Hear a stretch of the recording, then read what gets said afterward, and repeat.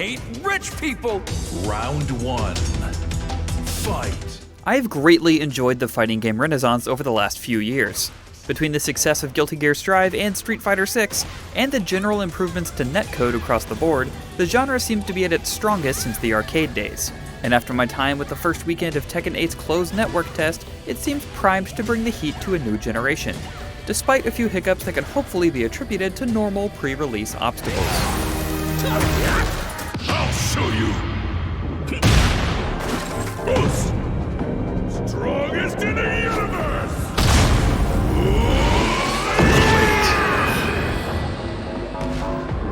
Yeah! In our earlier preview, IGN's Mitchell Saltzman covered the new mechanics introduced with the heat system, noting that it doubled down on the uniqueness of each character. I'm happy to report that this holds true with the characters that have been added since the build he played, although they've simplified the heat system just a bit. Instead of certain moves using stocks of your gauge, both heat drives and heat smashes now just use the rest of your bar. It's still a lot to wrap your head around, but thankfully, the closed test included a quick tutorial to run down these changes. Given the limited time available for the closed network test, I've tried to focus on some of the newly added characters, specifically Lili and June.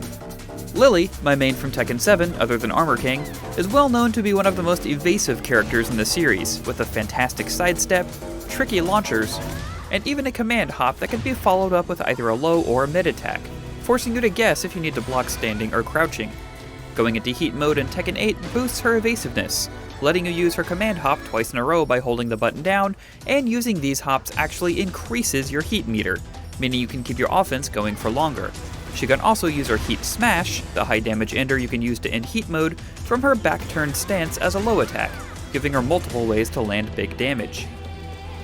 Another character that stood out to me was Jun Kazama, returning in her first canon appearance since Tekken 2. She can use powerful attacks in strings at the cost of her own life bar, but if you activate heat mode, you can use those moves freely without damaging yourself, and even do extra healing, giving her an extremely powerful toolset with no drawbacks for a limited time. I felt like I was barely getting a handle on what June could do in this first weekend, but I'm excited to explore more of her kit during the next test period. Both characters gave me a lot of confidence that the heat system is ultimately going to end up being a great change for Tekken 8.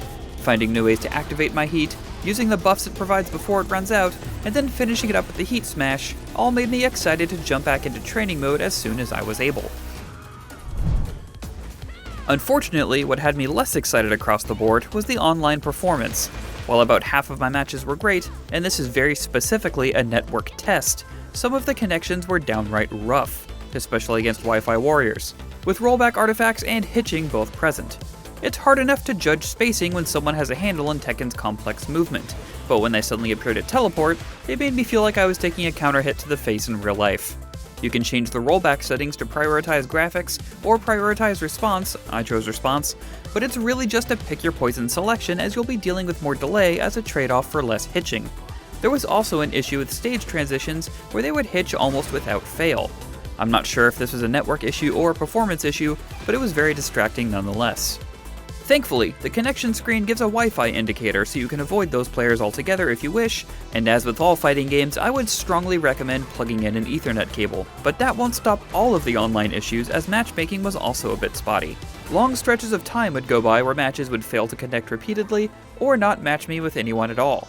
Game director Katsuhiro Harada tweeted over the weekend that this was a known bug, and again, I must stress that this is a network test, and is designed to work out kinks they find with online play. So hopefully this will be remedied in the final release. But I can only relay my experience, which was not always optimal. After a few days of learning a few things, getting the ever-loving tar beat out of me, and then managing to squeak out some wins, I'm even more excited for Tekken 8's final release. Hopefully they can iron out the network issues, and if they do, I'm confident that we'll have a great new combatant for the King of Iron Fist tournament. Thanks for watching, and while you're here, make sure to check out our coverage of Tekken 8 from the floor of San Diego Comic-Con. And for everything else gaming, you're already in the right place. IGN. You win.